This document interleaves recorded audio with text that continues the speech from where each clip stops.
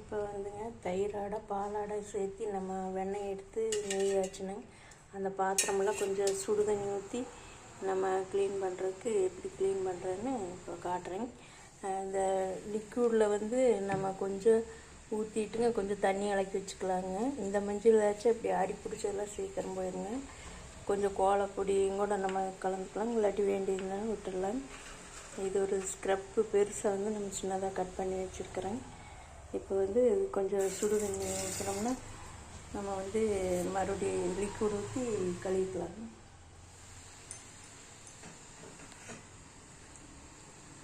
நம்ம இப்போ ஒவ்வொன்றா சுடு தண்ணி ஊற்றிங்க க்ளீன் பண்ணிக்கலாங்க. இது கொஞ்சமாக ஊற்றிட்டோம்னா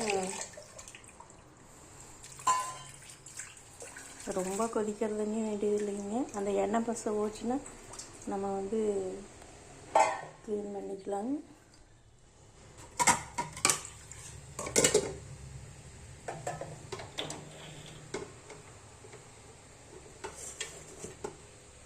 இந்த மூடி மேலேயும் கொஞ்சம் ஊற்றிக்கலாங்க. இதை அப்படியே ஊற்றிட்டுங்க நம்ம க்ளீன் பண்ணாமல் டிஷ் வாஷர்லையும் கூட அப்படியே வச்சோம்னா எண்ணெய் நல்லா க்ளீன் பண்ணி கொடுத்துருங்க.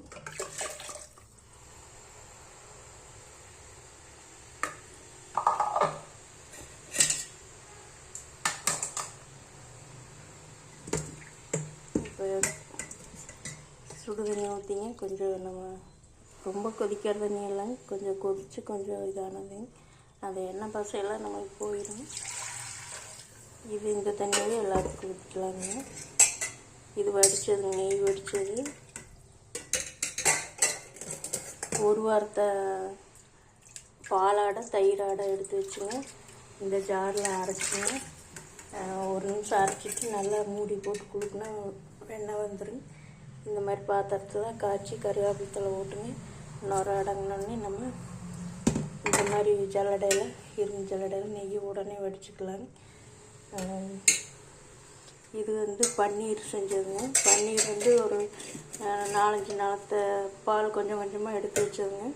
அதை எலுமிச்சம்பழம் புழிஞ்சுங்க சிம்மிலே வச்சோம்னா திரிஞ்சு வந்துடும். அதை நம்ம பன்னீராக அப்படியே எடுத்து நம்ம கொஞ்சம் 2 ஸ்பூன் சர்க்கரை போட்டு அப்படியே உடனே நம்ம இனிப்பாக சீம்பால் மாதிரி கிடைக்கும், ரசகுல்லா மாதிரி சாப்பிட்டுக்கலாம்.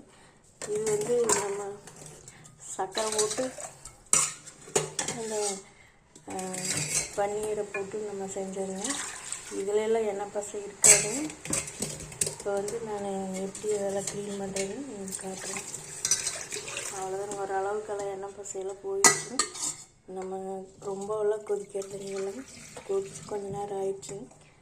இப்போ ஓரளவுக்கு அந்த எண்ணெய் பசையெல்லாம் மட்டும் எடுத்தாச்சுங்க. இப்போ அந்த லிக்விடை வச்சு தேய்ச்சிக்கலாம். கோலப்பொடி ரொம்ப இந்த மாதிரி இருந்ததுன்னா தேய்க்கலாங்க, இல்லாட்டி வேண்டியது இல்லைங்க. எப்போவுமே கொஞ்சம் கோலப்பொடி இப்படி வச்சுக்கிட்டா ரொம்ப இந்த டீ வைக்கிற கரை இதெல்லாம் தேய்ச்சி விட்டோம்னா போயிடும். நம்ம டிஷ் வாஷரில் ஓடுறதுனாலும் கூட அடி பிடிச்சதெல்லாம் வந்து வெறும் கோலப்பொடியில் தேய்ச்சி விட்டும் கூட இந்த கழுவுனதை வந்து வெளியே வண்டி ஊற்றணும். சிங்குக்குள்ளே ஊற்றுனா நரன்னு இருக்குங்க. இப்போ வந்து நம்ம இந்த இடத்துல வச்சு தான் வீடியோ எடுக்க போகிறோம். கழுவுறதுக்கு எப்படி உள்ளதுன்னு பார்க்கலாம்.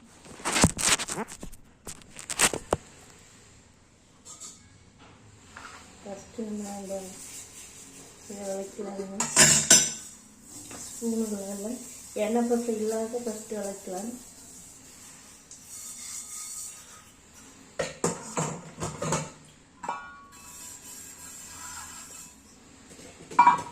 எண்ணெய் பசை அதிகமாக உள்ளது அப்புறம் விளக்கலாம்.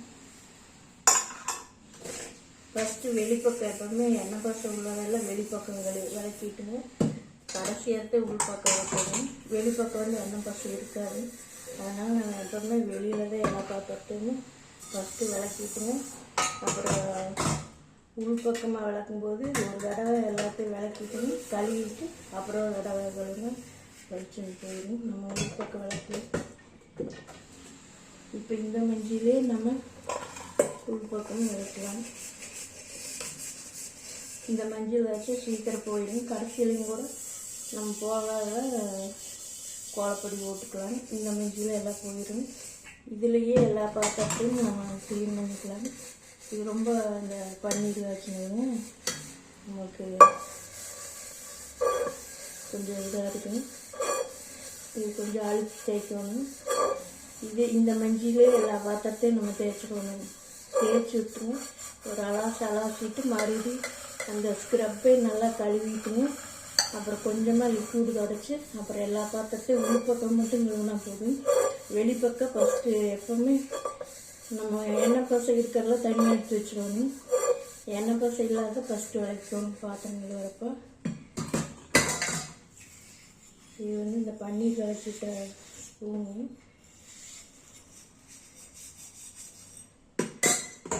இதுதான் நம்மளுக்கு இந்த கரை இருக்குதுன்னு அதே மஞ்சள் அதையும் தேய்ச்சி விட்டுருவாங்க.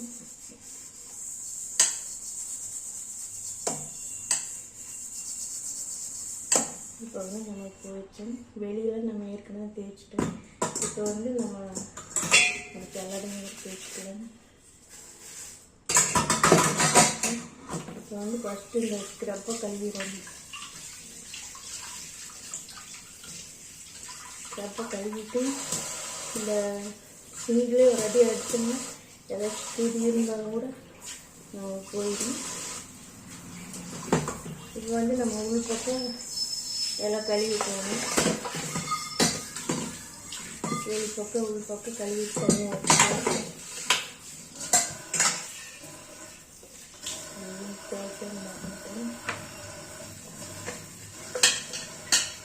நம்ம விசுவாசம் இருக்கும்போது ஒரு நாளைக்கு அந்த மாதிரி வச்சுக்கலாம்.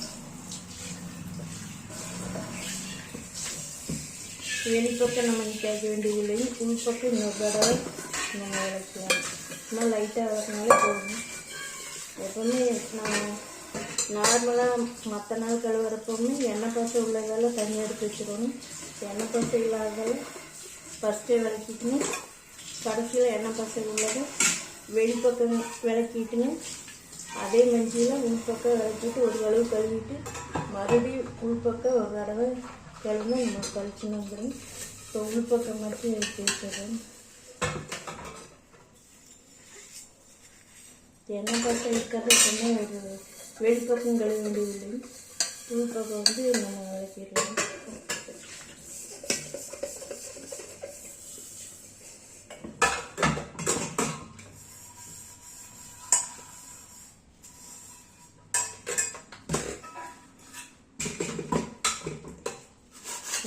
நெய் எடுத்துடும்.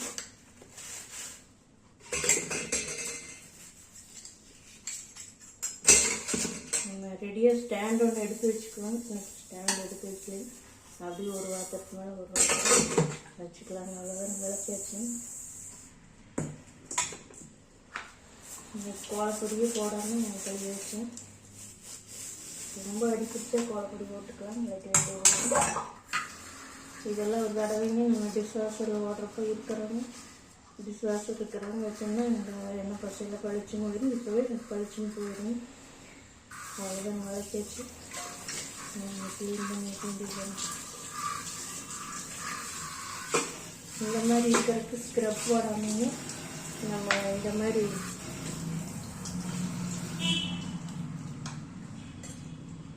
நைஸாக இருக்கிறதுல கழுவணும். இல்லாட்டி இலக்கீரை விழுந்துடும்.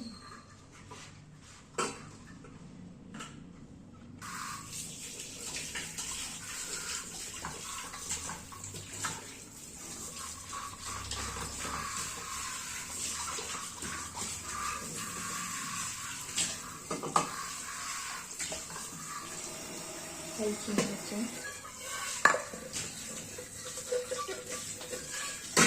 ஸ்டாண்டில் கடைசியில் வச்சுக்கலாம். இது இந்த பன்னீர் காய்ச்சினது கழிச்சு வச்சேன்.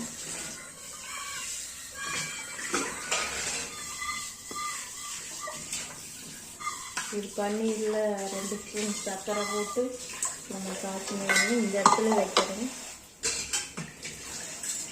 ஸ்பூன்னா 2 ஸ்பூன் எடுத்து பண்ணிக்கலாம். அலடை எண்ணெய் வச்சுக்கணும். எந்த அளவுக்கு வீடியோவில் தெரியலைங்க. தண்ணியில் அப்புறம் உடைச்சிக்கலாம். ஸ்டாண்ட்லாம் மறுபடி வச்சுக்கலாம். இப்போ விளக்கு காட்டுறதுக்கு மட்டும் இந்த இடத்துல வைக்கிறேன்.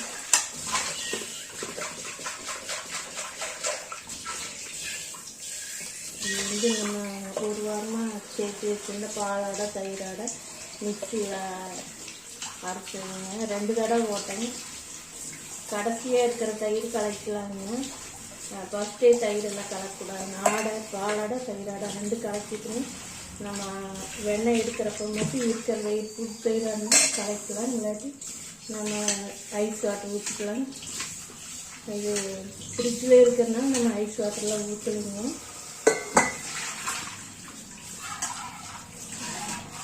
இதில் கையிலையும் இருக்குமா இது பண்ணி வைக்கிறேன். இதெல்லாம் கழுவி வைக்கணும். இது ஜாரு வெண்ணெய் அடிச்சிடங்க. இது அந்த பிளேடுக்குள்ளே தான் எண்ணெய் பாசை இருக்குங்க. அதனால தான் சுடு தண்ணி கொஞ்சம் ஊற்றணுங்க. இல்லாட்டி லிக்விட்ல எதுனா போயிடுங்க. சுடு தண்ணி ஊற்றாமல் விளக்கலாங்க. இருந்தாலும் இந்த ஜாரில் உங்களுக்கு எண்ணெய் பாசை இருக்குங்க. அதனால தான் இந்த மாதிரி வெங்காயம் அவ்வளோதான் கழுவி வச்சு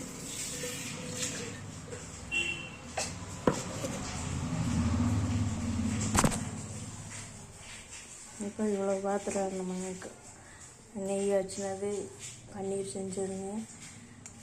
இதெல்லாமே நம்ம க்ளீன் பண்ணியாச்சு. இந்த மாதிரி எப்போவுமே நம்ம எண்ணெய் பசை உள்ளதை கடைசியில் வெளியில் கழுவிக்கணும். அப்புறம் மறுபடியும் உள்ளே அதே ஸ்க்ரப்பில் தேய்ச்சிட்டு மறுபடியும் லேசாக கழுவிட்டு மறுபடியும் ஒரு கழுவுனா எண்ணெய் பசை உள்ளது பளிச்சுன்னு போயிடும். அவ்வளோதாங்க. பாத்திரம் நெய் காய்ச்சினதுங்க, பன்னீர் காய்ச்சினது இவ்வளோ தண்ணி தேவைப்படுதுங்க.